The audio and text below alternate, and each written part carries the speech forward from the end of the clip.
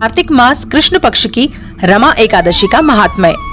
युधिष्ठिर ने पूछा, जनार्दन, मुझ पर आपका स्नेह है, अतः कृपा करके बताइए कार्तिक के कृष्ण पक्ष में कौन सी एकादशी होती है। भगवान श्री कृष्ण बोले, हे राजन, कार्तिक के कृष्ण पक्ष में जो परम कल्याणमयी एकादशी होती है वह रमा के नाम से विख्यात है। रमा परम उत्तम है और बड़े बड़े पापों को हरने वाली है। पूर्व काल में मुचुकुंद नाम से विख्यात एक राजा हो चुके हैं जो भगवान श्री विष्णु के भक्त और सत्य प्रतिज्ञ थे। निष्कंटक राज्य का शासन करते हुए उस राजा के यहाँ नदियों में श्रेष्ठ चंद्रभागा कन्या के रूप में उत्पन्न हुई। राजा ने चंद्रसेन कुमार शोभन के साथ उसका विवाह कर दिया।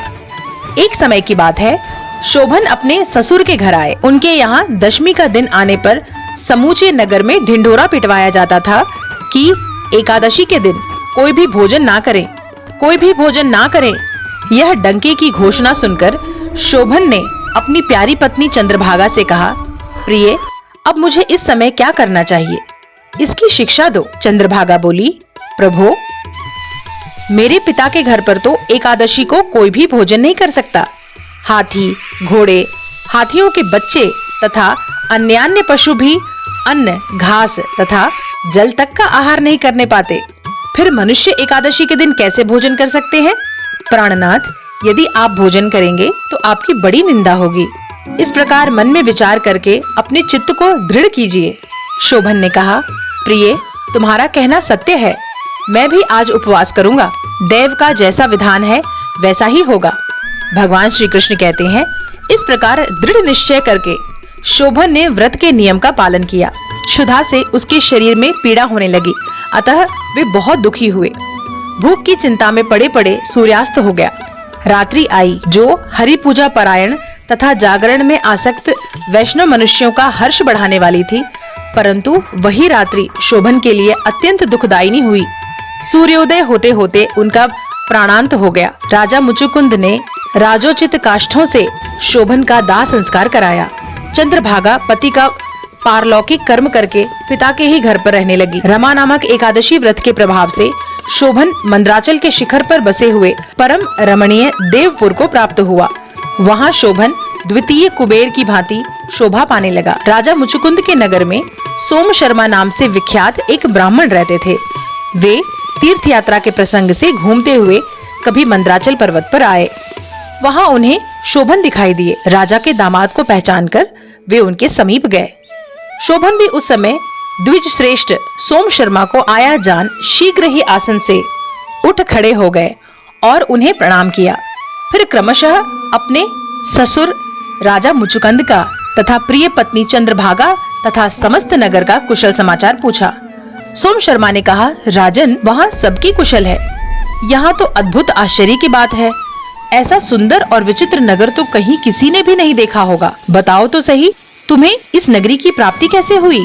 शोभन बोले, द्विजेंद्र, कार्तिक के कृष्ण पक्ष में जो रमा नाम की एकादशी होती है, उसी का व्रत करने से मुझे ऐसी नगरी प्राप्त हुई। हे ब्राह्मण, मैंने श्रद्धाहीन होकर उस उत्तम व्रत का अनुष्ठान किया था, इसलिए मैं ऐसा मानता हूँ कि यह नगर सदा स्थिर रहने वाली नहीं है। आप मुचुकुंद की सुंदरी कन्या चंद्रभागा से यह सारा वृत्तांत कहिएगा। शोभन की बात सुनकर सोम शर्मा ब्राह्मण मुचुकुंदपुर में गए और वहाँ चंद्रभागा के सामने उन्होंने सारा वृत्तांत कह सुनाया। सोम शर्मा बोले, शुभे, मैंने तुम्हारे पति को प्रत्यक्ष देखा है तथा इंद्रपुरी के समान उनके दुर्धर्ष नगर का भी अवलोकन किया है। वे उसे अस्थिर बताते हैं, तुम उसको स्थिर बनाओ। चंद्रभागा ने कहा, ब्रह्म ऋषि, मेरे मन में पति के दर्शन की लालसा लगी हुई है। आप मुझे वहाँ ले चलिए, मैं अपने व्रत के पुण्य से उस नगर को स्थिर बनाऊंगी। भगवान श्री कृष्ण कहते हैं, हे राजन, चंद्रभागा की बात सुनकर सोम शर्मा उसे साथ ले गए। मंद्राचल पर्वत के निकट वामदेव मुनि के आश्रम पर पहुँचे। वहाँ ऋषि के मंत्र शक्ति तथा एकादशी सेवन के प्रभाव से चंद्रभागा का शरीर दिव्य हो गया तथा उसने दिव्य गति प्राप्त कर ली। इसके बाद वह पति के समीप गई। उस समय उसके नेत्र हर्षोल्लास से खिल रहे थे। अपनी प्रिय पत्नी को आई देख शोभन को बड़ी प्रसन्नता हुई। उन्होंने उसे बुलाकर अपने वाम भाग में सिंहासन पर बिठाया। तदंतर चंद्रभागा ने हर्ष में भरकर अपने प्रियतम से यह प्रिय वचन कहा, नाथ, मैं हित की बात करती हूँ, सुनिए। पिता के घर में रहते समय जब मेरी अवस्था 8 वर्ष से अधिक हो गई, तभी से लेकर आज तक मैंने जो एकादशी के व्रत किए हैं और उनसे मेरे भीतर जो पुण्य संचित हुआ है, उसके प्रभाव से यह नगर कल्प के अंत तक स्थिर रहेगा तथा सब प्रकार के मनोवांछित वैभव से समृद्धशाली होगा। हे राजन, इस प्रकार रमा व्रत के प्रभाव से चंद्रभागा दिव्य भोग, दिव्य रूप और दिव्य आभरणों से विभूषित होकर अपने पति के साथ मंदराचल के शिखर पर में विहार करती रही। राजन, मैंने तुम्हारे समक्ष रमा नामक एकादशी का वर्णन किया है। यह चिंतामणि तथा कामधेनु के समान सब मनोरथों को पूर्ण करने वाली है।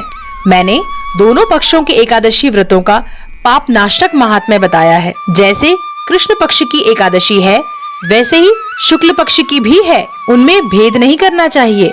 जैसे सफेद रंग की गाय हो या काले रंग की, दोनों का दूध एक सा ही होता है, इसी प्रकार दोनों पक्षों की एकादशियां समान फल देने वाली हैं। जो मनुष्य एकादशी व्रतों का महात्म्य सुनता है, वह सब पापों से मुक्त होकर श्री हरि विष्णु के लोक में प्रतिष्ठित होता है। ओम नमो भगवते वासुदेवाय।